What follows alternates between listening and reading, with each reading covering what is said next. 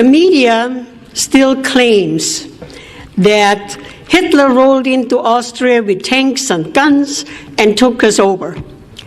Not true at all.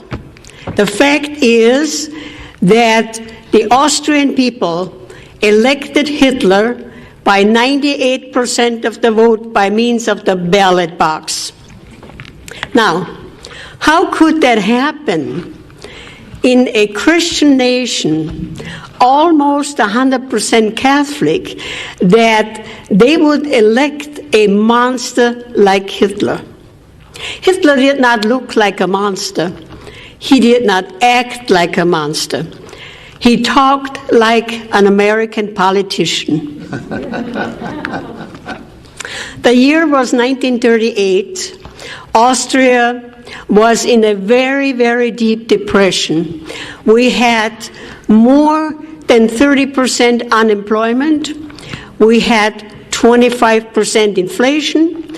And if you borrowed money from the bank, you paid 25% interest. That's why farmers were going broke, businesses were going broke, they could not pay their mortgage, or they could not pay their taxes. What was even worse, we had riots in our cities. We had whole blocks of the cities burned down, and our law enforcement was almost helpless. They could not control the riots. The unions were calling for strikes, and industry would close, and factories would close up, hence all this unemployment. It was not unusual in my home that 30 people a day would knock on the door for a bowl of soup and a slice of bread. They could keep themselves alive by going door to door. There were no jobs. There were young people, college graduates, no jobs. The media told us that in Germany, where Hitler ruled since 1933, they had full employment, they had a high living standard, and everybody was driving the little beetle car, the Volkswagen. We did not hear a whisper that anybody was being persecuted or arrested. We only heard good things. And of course, we spoke the same language. We spoke German. We had the same culture. There was only a border between us, Austria and Germany, like South and North Dakota. And we said, why not? We would like to have the same high living standard what Germany had, and of all the things, jobs. People wanted to work. Austrian people are not lazy, they want to work. So the Austrian people petitioned the government for a plebiscite, for an election. And hence, the Austrian people elected Hitler by 98% of the vote. So we got a new government, National Socialism. I translate for you, Nationalsozialismus, from the word national, the word Nazi derived. So we were getting a Nazi government. Nobody was elected anymore from the school board, the city commission, the county commission, legislature, and governors. They were all appointed. Well, we thought they would only pick the very best people to govern us. Just like in Germany, we trusted them. We did not ask questions. So the first thing what happened, we had to carry national ID cards.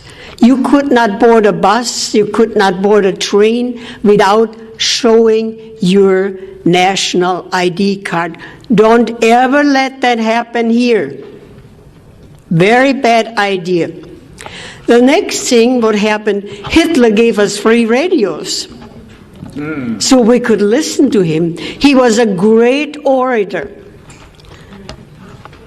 And then he nationalized the radio station.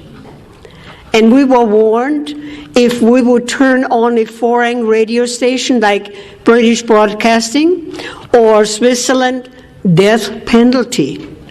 Nobody turned on a foreign radio station because you know what the death penalty meant. So the newspaper, before it hit the street, it was being censored by the government. So the only voice what we had was the government radio station and the government-controlled newspaper. So a lot of new things happened very quick. Hitler gave us equal rights. Oh, that sounded so very good. Equal rights for everybody. Also, everybody was getting a guaranteed income from the government. The equal rights, here we call it the Equal Rights Amendment. Equal rights was designed in two components: equality, economics, and social. Economics, that was designed to equalize the country's wealth, because everybody was entitled to a guaranteed equal income. In order to achieve that, they had to raise our taxes up to 70% to equalize the wealth. Those who were on the lower income level, to graduate them up there to an equal level. They got subsidized housing, they got food stamps, they got heating fuel, and they got a certain amount of payment from the government for each child. So they equalized the country's wealth by taxing us 70% to bring that level, the lower income level, into an equal level, and that is called socialism. Yes. On the social level, of course, under socialism, everybody has to be in the workforce. Before Hitler, of course, the moms stayed home, they were good wives, and they raised their families. But under socialism, if you are not in the workforce, you are called a parasite. So the moms were being put out into the workforce, so what happened to the children? Child care centers. You could, and it was all free for everybody. You could bring your 4-month-old baby, leave it there 24 hours, 7 days a week. As longer you left your child there, the better the government liked it. The staffers of the child care centers, they were not the grandmotherly type of women who took care of the children. They were young women, highly skilled in child psychology, to mold the little babies from 4 weeks on up how the government wanted them. The government raised our children. So that was the equality, equal rights for everybody. The next thing what happened, education was nationalized. We had a very good educational system in Austria before Hitler. I went to public school. We had a very good curriculum. We even prayed in public school before class and after class. That morning, after the election, I walked into my classroom and the crucifix was gone. And the teacher said,